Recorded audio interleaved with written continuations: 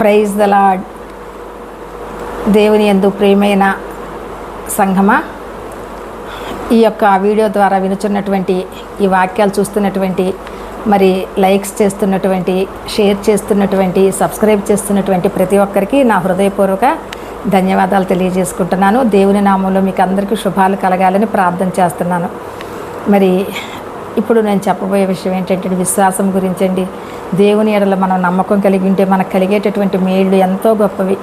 నమ్మకం అనేది ఉండాలండి. ఏదైనా నమ్మకం లేనిదే మనం ఏ పని కూడా చేయలేం. మనం ఎప్పుడు కూడా నమ్మకం కలిగి ఉంటేనే ఒక పని చేసినా, ఒక చదువు విషయంలోనే కానివ్వండి, ఒక పరీక్ష విషయంలోనే కానివ్వండి, ఏదైనా చిన్నది లోకంలోనే మనం నమ్మకంతో చేసుకుంటాం. ఇది మనం ఇలా చేస్తే అని నమ్మకం పెట్టుకొని చేసినప్పుడు, ఒక మొక్క నాటితే ఆ మొక్క అది పుష్పించి ఫలిస్తుంది అని అంటే అది ఎలాగా అంటే మనకి నమ్మకం, విశ్వాసంతో మనం చేస్తాము. ఆ మొక్క నిజంగానే ఆ విత్తనం వృద్ధి చెందుద్ది, చక్కగా పెద్దదవుద్ది, ఆకులతో మరి కొమ్మలతో విరాజిల్లుద్ది, తర్వాత పువ్వులతో వికసిస్తుంది, ఆ పువ్వులు కాయలుగా ఫలిస్తాయి. అలాగే విశ్వాసం గురించి చెప్పాలంటే పేతురు రాసిన పత్రిక, మొదటి పత్రిక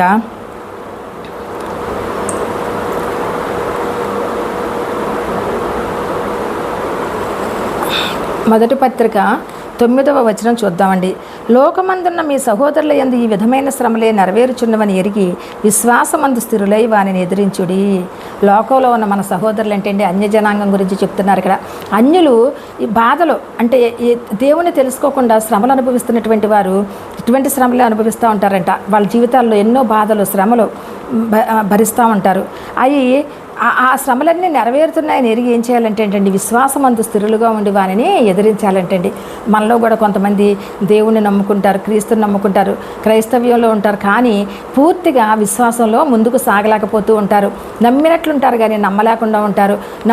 నమ్మకం ఉంటుంది, అపనమ్మకం కూడా ఉంటుంది. అది సాతాను వల్ల కలిగేటటువంటిది. అప్పుడు మనం ఎంతగానో మరి మన విశ్వాసంలో అంత స్థిరులుగా ఉంటే కనుక ఆ శోధనలన్నీ జయించే వారంగా ఉంటాం. మరి అలాగే కదండి, ఆదికాండంలో మరి ఐగుప్తు దేశం నుంచి అండి ఇశ్రాయేలు జనాంగాన్ని నడిపించిన దేవుడండి.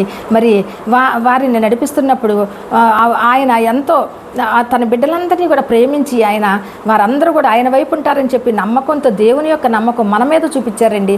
అంటే ఆయనకు మనం అంటే ఎంత ప్రేమ చూడండి. కానీ ఇప్పుడు మనం ఏం చేయాలంటే ఆయన యందు మనం విశ్వాసంతో ముందుకు సాగాలి. మరి మనం పడుతున్నటువంటి శ్రమల నుండి విడుదల కావాలంటే ఆయన్ని మనం నమ్మాలి, విశ్వసించాలి. ఆ విశ్వాసంలో మనం ఎదగాలి. హెబ్రీలకు రాసిన పత్రిక కనుక మనం చూస్తేనండి 11వ అధ్యాయంలో విశ్వాస వీరుల గురించి ఉంటుంది. మొత్తం హెబ్రీలకు రాసిన పత్రిక 11వ అధ్యాయం ఒకసారి చూద్దాము.